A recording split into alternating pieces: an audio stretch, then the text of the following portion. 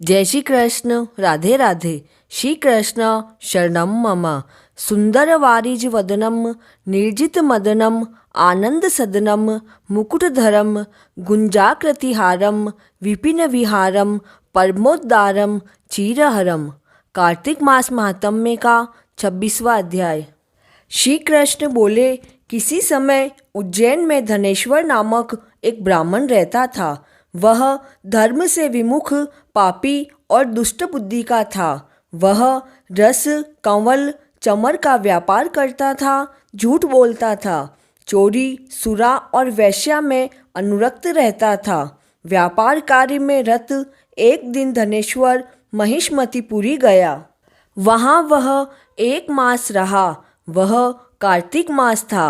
कार्तिक स्नान करने वालों को देखता रहता था। उसने नर्मदा तट पर तपस्वी ब्राह्मणों को देखा। विष्णु भक्तों को विष्णु जी की भक्ति और पूजन करते हुए देखा।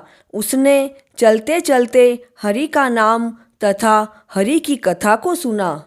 उसने कार्तिक मास के उद्यापनों को भी संपन्न होते हुए देखा। जागरण, दीपदान, कीर्तन आदि भी देखे। उसने त्रिपुर दैत्य के 3 पुरों को जलाने वाले दिन महादेव जी के भक्तों द्वारा मनाए गए उत्सव को भी देखा। वह इस धर्म कार्यों को देखता हुआ घूम ही रहा था कि उसे नाग ने डस लिया।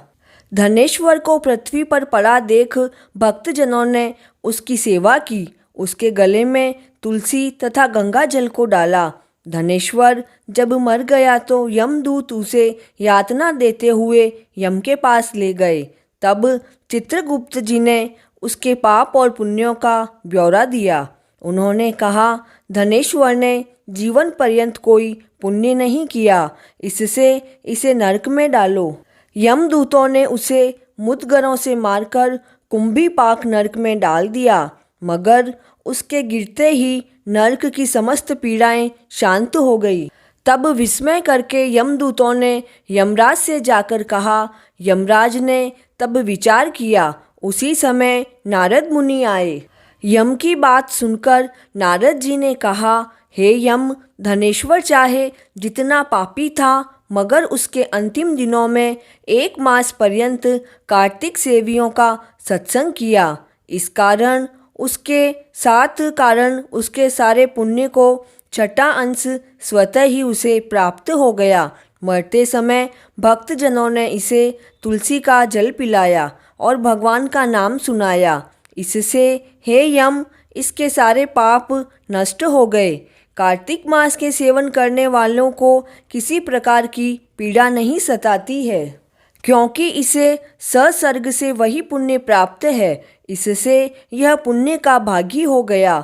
इस कारण इसे पाप भोगों को दिखाकर मुक्ति दे दो। नारद जी के वचन सुनकर यम ने धनेश्वर को नरक दिखाने के लिए पुनः बुलाया। कार्तिक के ठाकुर राधा दामोदर भगवान की जय हो। 26वां अध्याय पूर्ण।